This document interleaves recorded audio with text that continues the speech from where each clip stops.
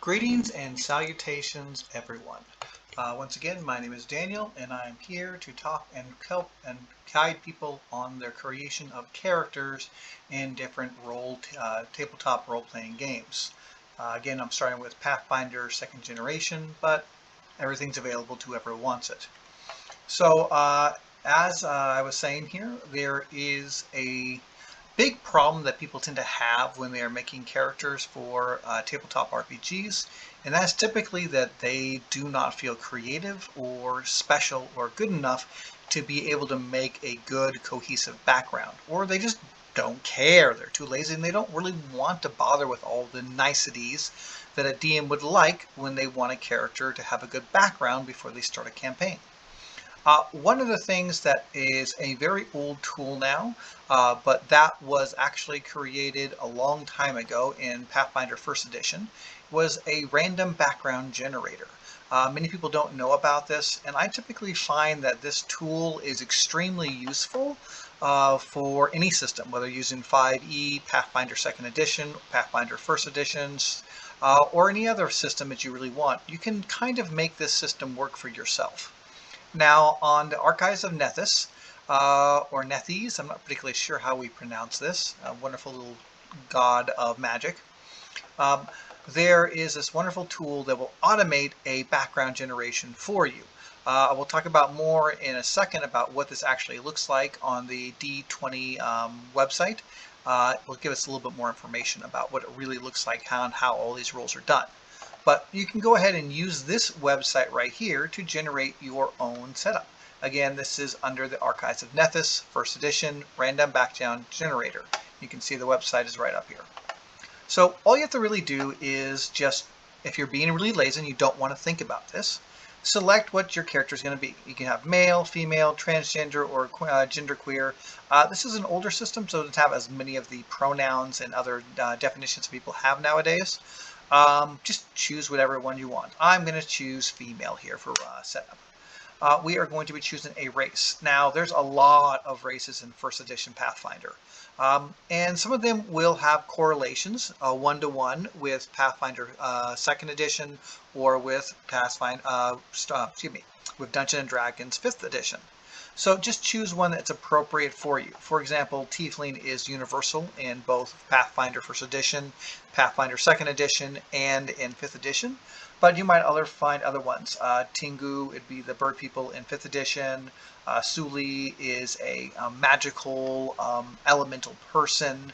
Rat folks, Orids. Just find one that works for you. For this example, why don't we use Kobold? Then you go ahead and select the class you are going to be. Again, different classes differ between systems, but you should find a similar enough character class to be what you are doing. For the sake of people who are going to be doing 5th edition or 2nd edition, let's just go ahead and choose Druid, a Kobold Druid female. Now you can choose whether your alignment is going to be, or alignment and religion is going to be here.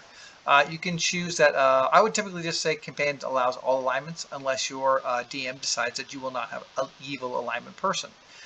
So if your DM doesn't care what your alignment is for your character, or in this, you guys are using 5th edition, you don't really use alignment much anymore, but let's say ethics and modes and behaviors of your character. If they allow all types, that's fine. If they only want good heroic sort of characters, choosing don't no evils. You can also have it so you can manually choose your alignment or religion after creation, or just randomly choose the alignment for you. I would say manually usually is always the best option because, again, you're just trying to use information that it's going to automatically give you. Finally, you have your age, height, and weight.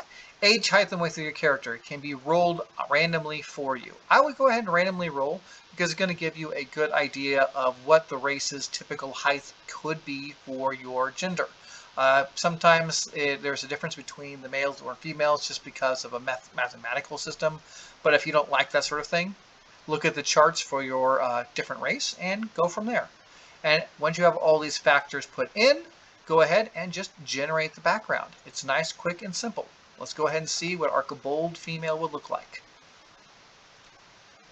All right, so we had some error going on here with the system. Obviously, don't know what's going on there. Let's choose something a bit more basic then. Let's change this to halfling. That should fix any problems. It might just be that Kabul doesn't have a system. All right, so we have gone ahead and rolled this now, and we can see the new information. So it gave us an age, a height, and a weight automatically. Again, we're using the American system for weights and measurements, but you can change it according to whatever you need. So this is a 3'1" female halfling druid who is 32 pounds and age of 41. They are from the country of Absalon. Now, Absalon is a different little world, different little country in the world of Pathfinder, and it's changed a little bit in second edition. So I would do some research on this. If you are doing a system and you are using like fifth edition, please ask your DM where in the world your character should be from, what area or general setup, and he can probably give you a very good nationality for that. I would make sure you have this because it can be very good plot points for a DM. Go ahead. Next, you'll see I have homeland, family, and childhood. So it rolled some information here. It rolled for homeland, your parents, your siblings, your circumstances of birth, your parents' professions, and whether they have a major childhood event. So you were born in, this character was born in a human settlement. Both of their parents are quite alive, so we don't have an angsty little rogue here. Siblings, you have one biological sibling, an older sister. So again, this gives you wonderful little story tags for your DM, and you don't have to think about this any further. Your DM will probably create and get all the rest of the information for you. Circumstance of birth. Heir to a legacy. You are the heir to a family of an old name and distinguished past. Your family might be wealthy or middle class, but your name itself is worth twice your fortune. So you have a very important name. And your parents are actually entertainers. So there might be some legacy going on here. Maybe you are the heir of a great acrobat or great renowned and performer. Up to you and the DM to decide that sort of thing. And your major childhood event, competition champion. You distinguished yourself at an early age when you won a competition. This might have been a martial arts contest, a showing of magic, princess magicians, high stakes gambling, or something mundane like an eating championship. This is a good time to go ahead and just have some fun with something. Particularly, as I said, you can do something mundane like an eating championship. You were the best eater in your village for years, and you could always be the best and fastest eater of pies. Have fun with this. Talk to your DM, come up with something interesting. Adolescence and training. So everyone has to get trained in their class. So there's specific ones for different classes. In this case, Druid has this one, Tree Tender. You learn to care for plants in your youth by tending to a small garden, orchard, grove, or field. These plants first flourished like no others. You've always understood plants better than most people. So there's many different options under here, so we can go ahead and look at those again later here, but you can go ahead and get one of these randomly rolled. So this character is pretty good with plants. Influential associates, the Wanderer. You knew someone who traveled from place to place while changing with the wind, such as a minstrel, convict, merchant, outcast, soldier, or sailor, which works pretty well with this entertainer background. This person brought you wondrous mementos and told you all the places he had traveled and the people he lived with. And this is what inspires you to go ahead and can start considering about traveling, and so you can add an adventuring future. Now, here's a very interesting thing. Usually, for a character, there's the assumption that there's a reason you are leaving your home, your community, that you are becoming an adventurer. There's usually something that causes a conflict or a reason for your actions. So the system has many different ways of creating a conflict, something that creates a reason and problem in your past. So here we have, you told a lie. You deliberately made someone believe something that wasn't true to further your own goals. So this is called a conflict point 1. Your subject of your conflict subject. So we lied to a merchant, and the motivation was for money. And the resolution you can choose of your choice. So you can go ahead, and we'll look at this again in a second. Ultimate campaign, page 47. But we can see under the background generator here on this one what the options are. And so it's a total conflict points of 4. And so again, we chose that we wanted to choose our religion and philosophy. So we can go ahead and look there again in a moment. Romances or drawbacks. These are kind of little fun things you can add in to make your character a bit more different.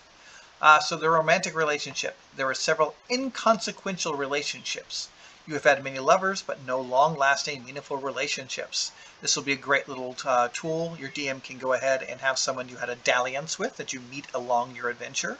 And that could be something good or bad. Your DM could play it, you don't remember them, and they'll be upset.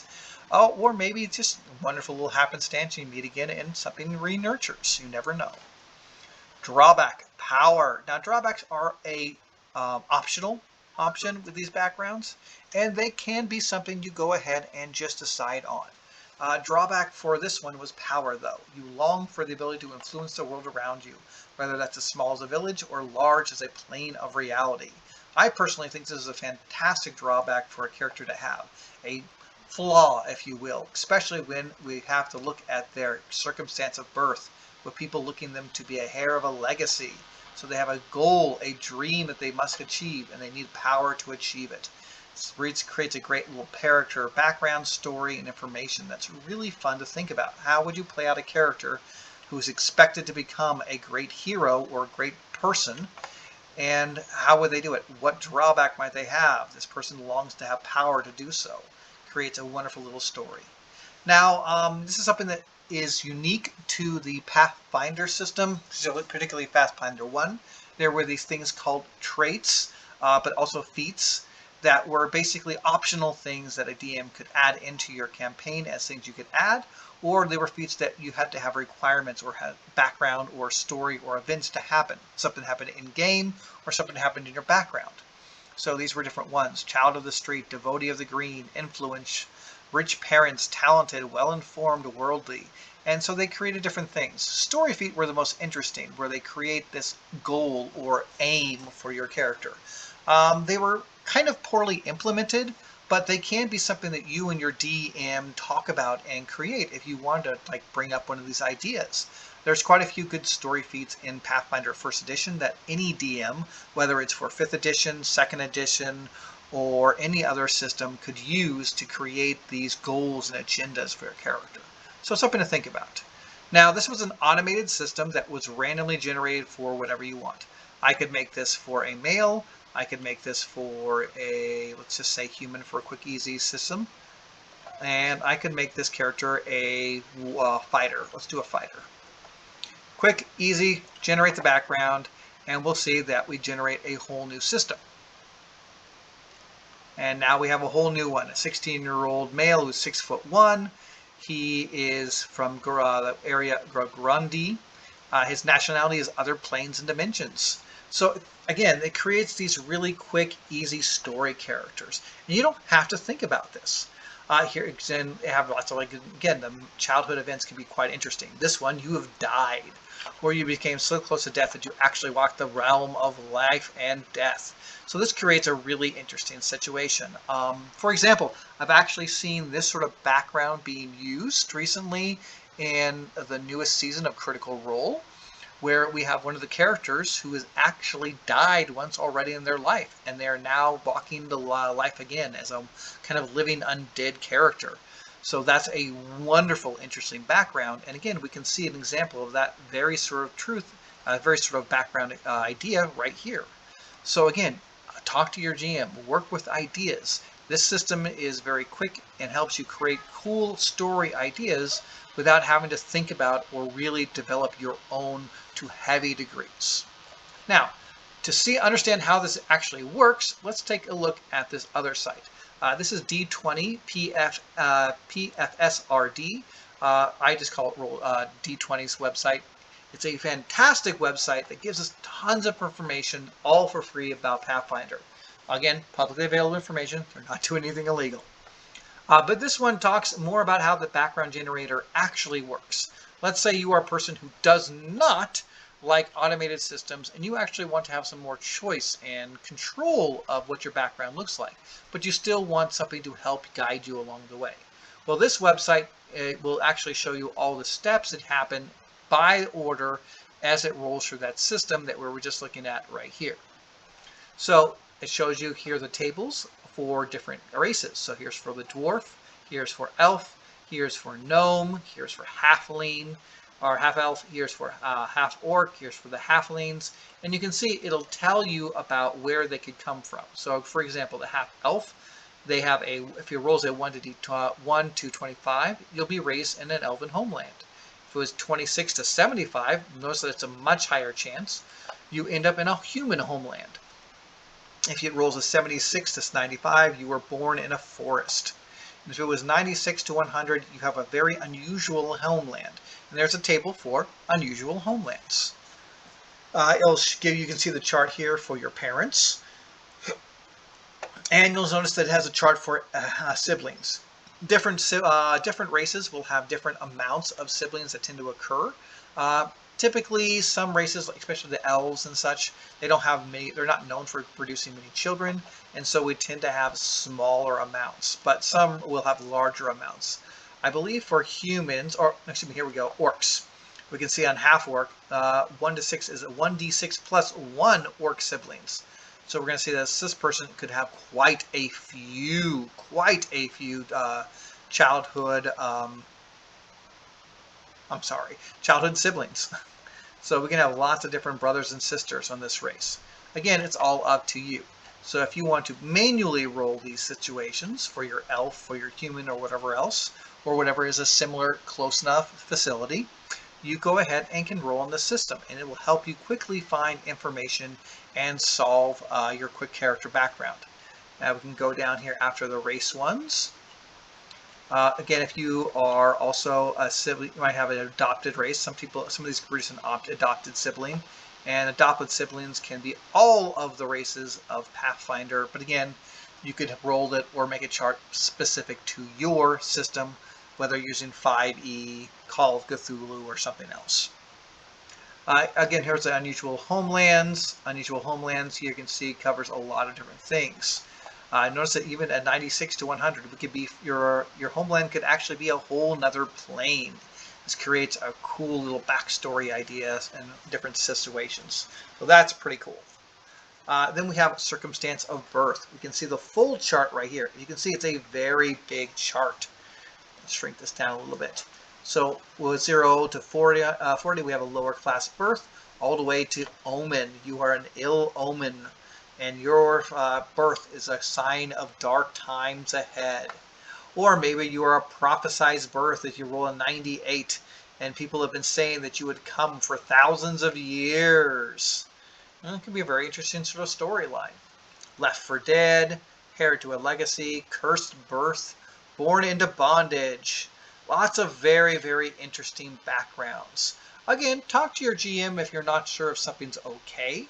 But again, I think most DMs will look at this information and be extremely happy that your character has such a unique background.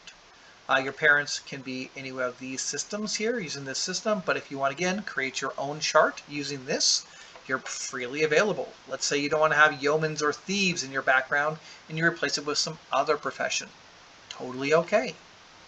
If you were adopted outside of your race, perhaps, who adopted you? Dragons, the Fae, the dead, angels, beasts, civilized human beings, savage humans, or raised by devils themselves.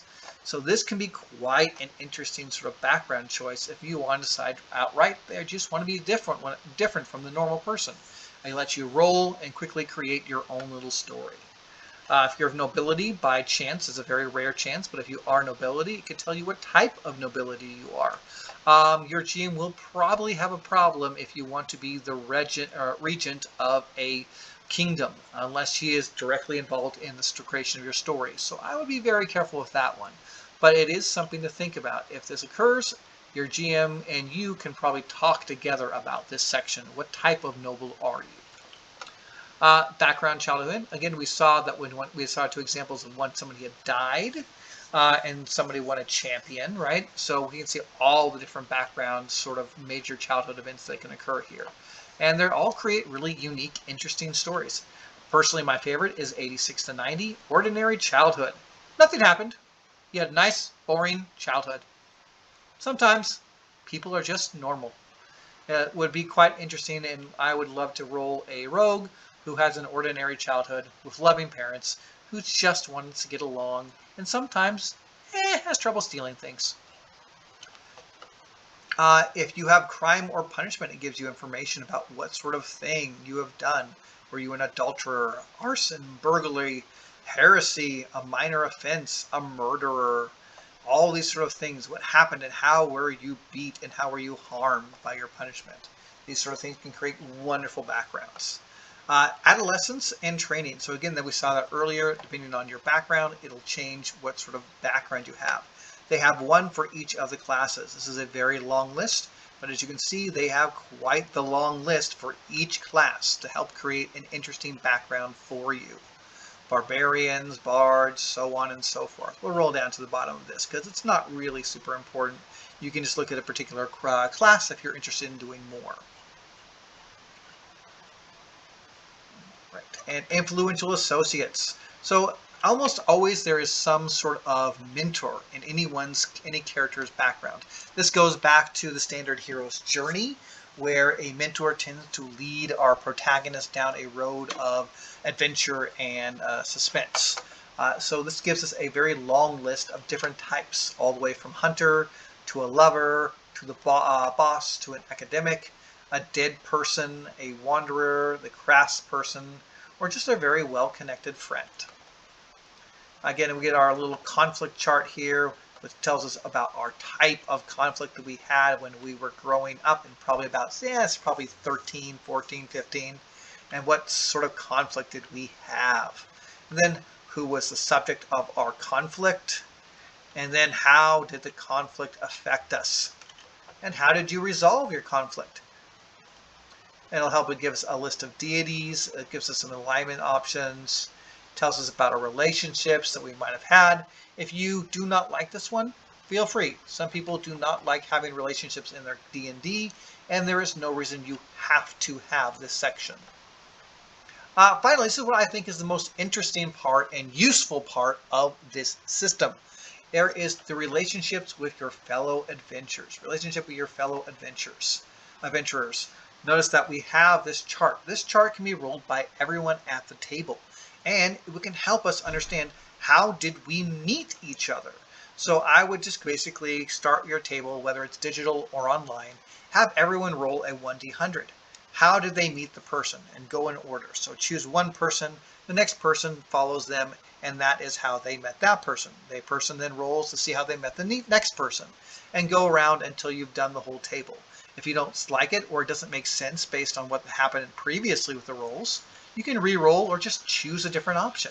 Maybe you really want to have a criminal connection to another one of your table mates. Fantastic. And as I talked about earlier, there's this wonderful drawback system in this rolling chart. And this is what I think is probably the most useful thing to keeping a very interesting, roundabout, and curious character at any table. Is go ahead and give yourself a drawback. I would say you can roll this randomly if you do not want to make, or you have a hard time giving your characters weaknesses, but this would be a fantastic way to put a flaw into your character and make them not always be the social hero of great goals. It's also if you're going to be rolling a villainous character.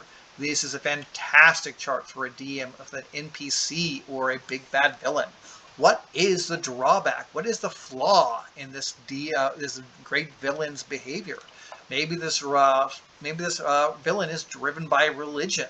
Maybe this villain has a strong loyalty to someone. Maybe there's someone he's actually loyal to, and all of his actions are based on that loyalty.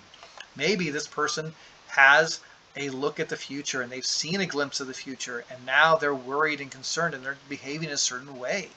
So there's lots of useful things that can be done with this lovely chart. So this came from the Pathfinder role-playing game Ultimate Campaign in 2013, produced by Piazzo, I'm not really sure how to say it, I'm sorry. And it gives us all the lovely authors right here. I would say these guys are amazing. I salute them in the work they have done with this system. Again, you can use this for any D&D tabletop RPG that you want to play. This helps you create a quick, easy character. and create some really wonderful backgrounds. As I talked about last time, I have two characters I'm currently playing in tables. One was mine and one was made for my friend.